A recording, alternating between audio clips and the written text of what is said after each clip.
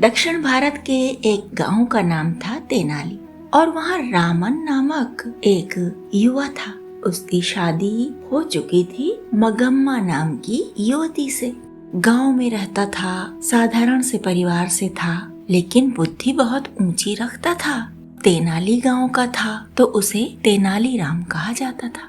तेनालीराम को पता था कि विजयनगर राज्य के राजा कृष्णदेव राय बुद्धिमानों का बहुत सम्मान करते हैं। तेनालीराम सोचता, अगर राजा के पास जाऊं तो मुझे कुछ बेहतर काम मिल सकता है, मेरी बुद्धि का सही उपयोग हो सकता है और मैं अपनी बुद्धि से राजा का दिल जीत सकता हूँ। लेकिन राजा तक पहुँचे कैसे? राजा तक पहुँचने के लिए कोई न कोई बड़े पद प्रतिष्ठा वाले से पहचान होना जरूरी है। तेनालीराम का एक बेटा भी हो चुका था।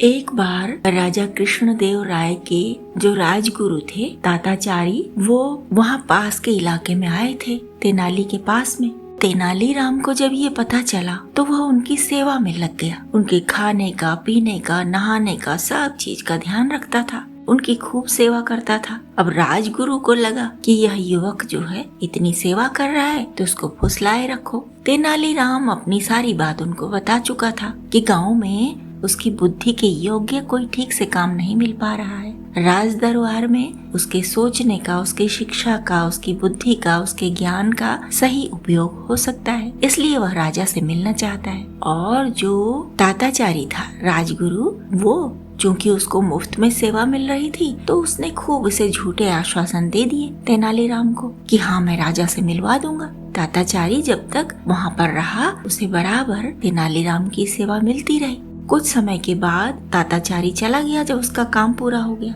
बहुत दिनों तक तेनालीराम ताताचारी के यानी राजगुरु के संदेश की प्रतीक्षा करता रहा कि वे बुलाएंगे बुलाएंगे बुलाएंगे, लेकिन जब कोई संदेश नहीं आया तो तेनालीराम ने सोचा कि मुझे स्वयं जाना चाहिए, मुझे प्रयास करने चाहिए, और वह चल दिया यात्रा पर कृष्णदेव राय से मिलने के लिए। जो ताताचारी था राजगुरु, वो काफी दिनों तक चूंकि तेनालीराम के साथ रहा था तो उसने जान लिया कि ये तो बहुत बुद्धिमान है। अगर ये राज दरबार में आ गया तो मैं तो इससे बहुत पीछे रह जाऊंगा, पिछड़ जाऊंगा, ये मुझसे बहुत आगे निकल जाएगा। इस ईर्ष्या के कारण राजगुरु ने न उसे बुलाया, न कोई संदेश दिया। और जब तेनालीराम वहाँ पहुँच गया, उसने संदेश भिजवाया नौकर के हाथों कि जाकर राजगुरु जी से कहिए कि तेनाली गाँव का राम आया है। तो राजगुरु ने कह दिया नौकर से कि नहीं, मैं ऐसे किसी व्यक्ति को नहीं जानता।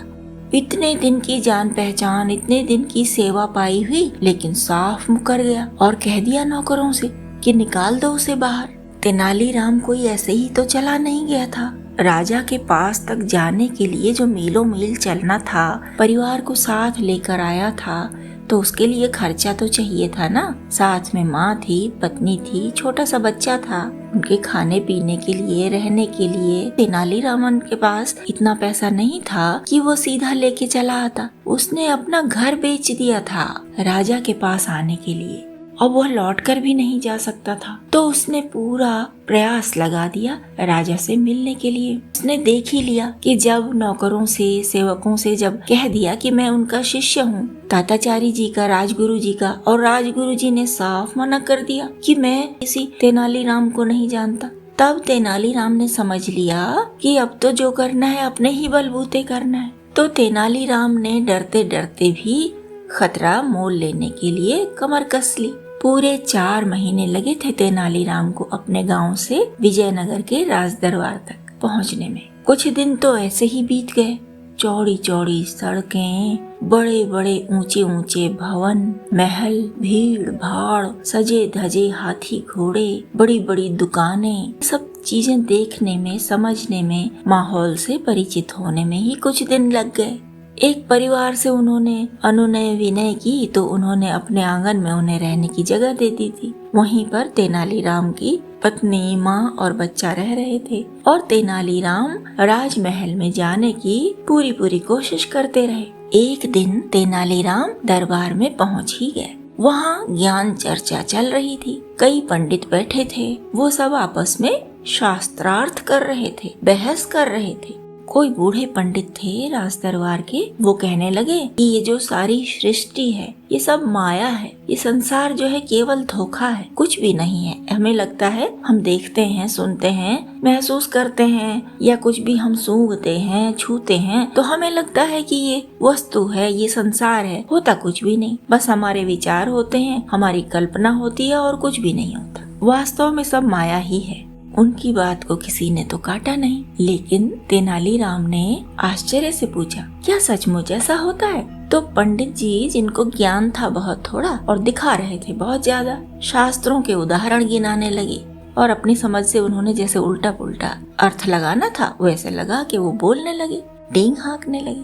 तेनालीराम ने कहा, अच्छा, सब माया है, सब व्यर्थ है, सब सोचा हुआ है। अगर सोच से ही सब कुछ हो जाता है तो अभी जो शाम को महाराज की ओर से जो भोज की व्यवस्था है, आप तो आराम से बैठिए एक जगह पे, दरबार में बैठिए और सोचिए कि सारे व्यंजन, सारे पदार्थ आपके पास आ गए और सोचिए कि मैंने खा लिए हैं। दरबार में सब लोग हंसने लगे और पंडित जी एकदम खिसिया पड़े, क्योंकि ऐसे भोज के अवसर बार बार तो मिलते नहीं, उसे छोड़ थोड़े देना चाहते थे वे। अब दरबार की जो स्थिति थी, यानी कि सारे लोग हंस रहे थे और पंडित जी की सूरत पर 12 बज चुके थे। महाराज कृष्णदेव राय जो थे, उन्हें भी ये बात बहुत पसंद आई। उन्हें ये अच्छा लगा कि एक बड़बोले पंडित की, एक बेतुका सा शास्त्रार्थ करने वाले पंडित की बात को काटने के लिए किसी ने कोई ठोस तर्क की बात तो कही। महाराज ने देखा कि यह नया युवा है, कोई पहली बार दरबार में दिखा है। उन्होंने खुश होकर तेनालीराम को एक सिक्कों से भरी थैली भेंट की और फिर परिचय हुआ। महाराज को तेनालीराम का सोच, उसकी बातें पसंद आई और उन्होंने उसे दरबार में रख लिया।